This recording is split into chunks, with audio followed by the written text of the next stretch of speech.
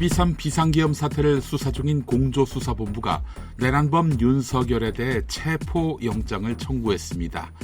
사상 최초의 현직 대통령에 대한 체포영장 청구인데요. 구속영장과 달리 체포영장은 법원이 발부 여부를 잘 밝히지 않습니다. 그래서 발부가 됐는지 안 됐는지 잘 모르실 겁니다.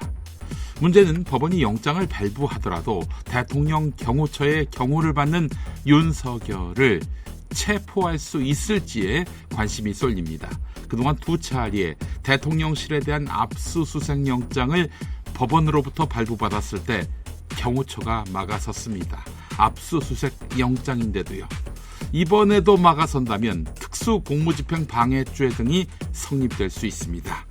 그렇게 해서 공무원연금 못 받는 것을 각오하더라도 윤석열을 지킬까요?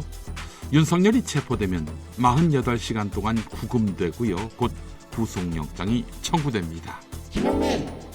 12.3 내란 사태의 비선 핵심으로 꼽히는 노상원 전 정보사령관이 계엄 전 롯데리아 회동에서 노태악 중앙선거관리위원장을 직접 신문할 뜻을 밝히며 야구 방망이로 위협하겠다는 취지의 말을 한 것으로 드러났습니다.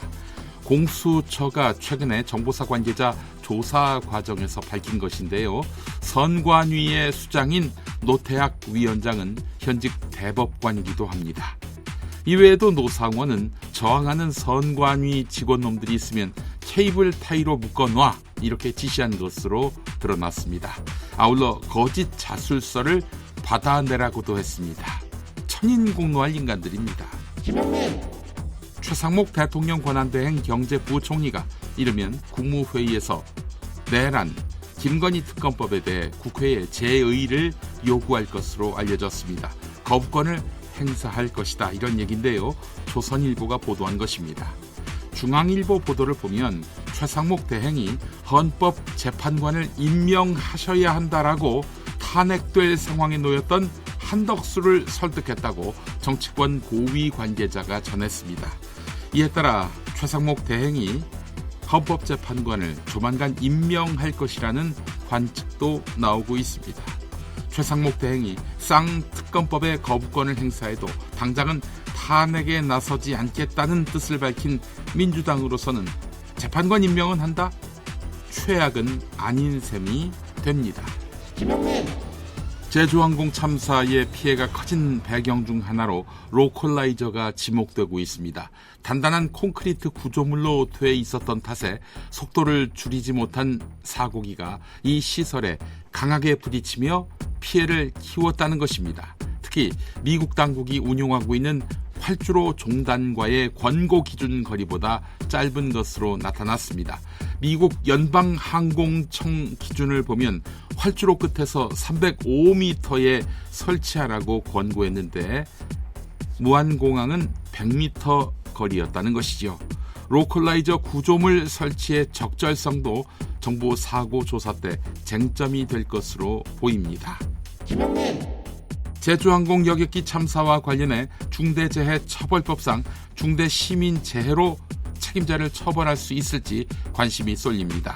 조류 충돌, 이른바 버드 스트라이크가 사고 원인의 하나로 지목되는 가운데 사고가 참사로 커진 데에는 기체 결함, 정비 불량 등이 영향을 미쳤을 가능성이 언급되기 때문입니다.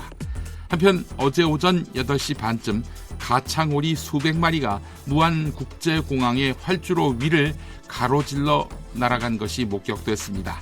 무안공항 인근은 저수지와 바다, 습지가 많아 철새가 이동하는 길목이어서 공항 입지 자체가 조류 충돌이 빈번한 곳이라는 설명입니다. 경향신문이 보도했습니다. 박찬수 한겨레 기자 칼럼입니다. 한덕수 국무총리와 함께 일한 적이 있는 전직 정부 고위 인사가 한 총리를 가리켜 김수영의 시 풀에 빗대 누구보다도 시류에 빠르게 적응하는 사람으로 뽑았습니다. 그런데 한덕수를 잘 아는 인사들은 누구보다도 권력 이동에 민감하고 순응했던 그가 대세를 거스르며 용서받기 어려운 악수를 두었다라고 말을 합니다. 헌법재판관 임명을 끝내 거부한 것을 두고 하는 말인데 이 때문에 한덕수는 탄핵당했습니다.